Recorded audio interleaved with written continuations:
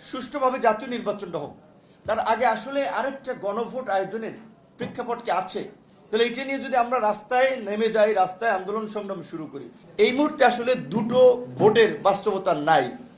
একটা ভোট সুষ্ঠুভাবে করা যায় কিনা সেটা নিয়ে যথেষ্ট সন্দেহ আছে।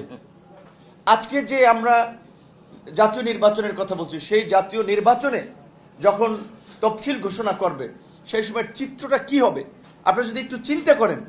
বিএনপির মতো একটা বড় দল, জামাতের মতো বড় দল, আমরা যারা আছি এখন যে অবস্থা দেখতে পাচ্ছি, বিএনপি জামাতের মতো বড় দলগুলো বা মিত্র সংগঠন যারা একসময় ফ্যাসিবাদের বিরুদ্ধে যুগপথভাবে লড়াই করেছে, ঐক্যবদ্ধভাবে লড়াই করেছে, আজকে তারা একজন আরেকজনের বিরুদ্ধে বলতে গিয়ে বিদ্বেষ ছড়াচ্ছে।